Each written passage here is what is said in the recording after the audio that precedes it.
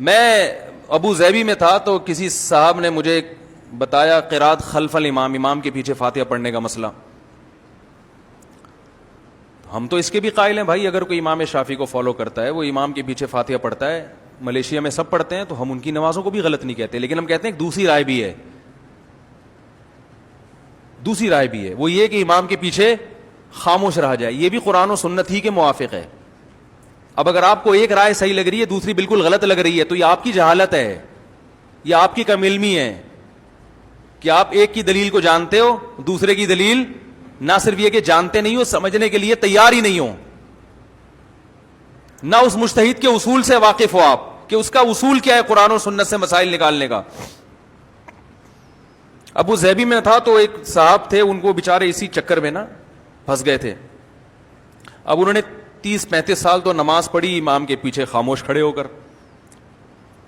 اب کوئی ان کو مل گیا، وہ بار بار یہی فاتحہ پڑھو فاتحہ پڑھو فاتحہ پڑھو. چھوڑ دو بھائی اس کو اپنے حال پہ یار، کچھ اور کاموں میں لگاؤ، زنا کے خلاف، بے حیائی کے خلاف، یا مسجدوں کو نمازی ہوں کہ بھئی نمازی بنانے کی فکر کرتے ہیں، چاہے جس طرح سے بھی پڑھ لے، لیکن چلو نہیں جی اس طرح سے تو ہوتی نہیں ہے جس طرح سے تم پڑھ رہے ہو. تو انہوں نے مجھے پرچی لکھ کے دی، میں بہت بیزار آ گیا ہوں، میری 30-35 سال کی نمازیں ہوئی ہیں کہ نہیں ہوئی ہیں، آئندہ کیا کروں، کوئی حدیث ہے؟ تو میں نے وہیں بیٹھے بیٹھے مجھے حدیث یاد آ گئی. میں نے کہا رسول اللہ صلی اللہ علیہ وسلم نے ارشاد فرمایا انما جعل الامام لیتم بہ، صحیح مسلم کی حدیث ہے، امام کو امام اس لیے بنایا جاتا ہے کہ اس کی اقتداء کی جائے. فاذا کبر فکبروا، جب تکبیر کہے تو تکبیر کہو. واذا قرأ فانصتوا، جب قراءت شروع کرے تو خاموش ہو جاؤ. واذا قال ولا الضالین، جب ولا الضالین کہے تو آمین کہو. واذا رکع فرکعوا، جب رکوع کرے تو رکوع کر لو. میں نے کہا دیکھو اس حدیث میں بتایا جا رہا ہے امام نے کیا کرنا ہے اور مقتدی نے کیا کرنا ہے، دونوں کے الگ الگ وظیفے. اس میں کہیں بھی نہیں ہے کہ اذا جب وہ فاتحہ پڑھے تو تم بھی کیا پڑھو، اگرچہ دوسری حدیث بھی ہے اس کے مخالف، لیکن یہ بھی تو ہے نا، صرف وہی والی نظر آ رہی ہے، یہ والی نہیں آ رہی. اس کا مطلب آپ مسلک پرست ہو، ہم تو بڑا ظرف کر کے کہہ رہے ہیں وہ بھی ٹھیک یہ بھی ٹھیک، لیکن آپ کا ظرف چھوٹا ہے، آپ فرقہ پرست ہو کہ یہی ٹھیک وہ والی بالکل بھی ٹھیک نہیں ہے.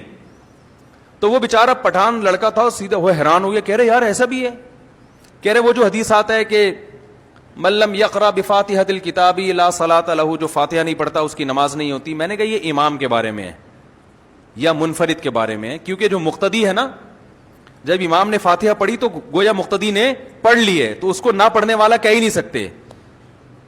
کہہ رہے یہ کیسے ممکن ہے، یہ تو آپ عقل سے کہہ رہے ہیں. میں نے کہا حدیث میں آتا ہے، پوری حدیث صحیح ہے، مسلم کی ہے، من لم یقرأ بفاتحۃ الکتاب فصاعدا، جو سورہ فاتحہ پلس آگے قرات نہیں کرتا اس کی نماز نہیں ہوتی. یہ بھی مسلم کی حدیث ہے. سمجھ میں آ رہی ہے بات؟ حدیث میں آتا ہے جو سورہ فاتحہ نہیں پڑھتا اور آگے قرات نہیں کرتا. تو میں نے کہا کیا امام کے پیچھے آپ سورہ فاتحہ کے علاوہ قرات کرتے ہو؟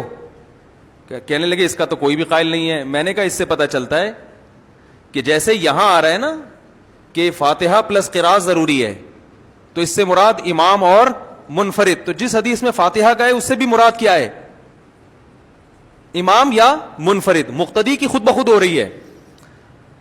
اور اس پر واضح حدیث ہے، رسول اللہ صلی اللہ علیہ وسلم نے ارشاد فرمایا من کان لہ امام فقراءۃ الامام لہ قراءۃ، جس شخص کا کوئی امام ہو تو امام کی قراءت مقتدی کے لیے کافی ہے. اس حدیث کو ناصر الالبانی رحمہ اللہ نے صحیح قرار دیا ہے. سمجھ میں آ رہی ہے بات کہ نہیں آ رہی ہے؟ تو میں نہیں کہہ رہا کہ دوسری طرف دلیل نہیں ہے، لیکن یہ بھی بہت جاندار دلائل ہیں جس کے آپ سننے کو گوارا نہیں کرتے آپ. اور آج کل ایک مارکیٹ میں چیز بہت کہ اپنے مخالف کے جب حدیث آئے نا فوراً ضعیف ہونے کا ٹھپا لگا دو، ضعیف، یہ بڑا بہترین حربہ ہے، ضعیف.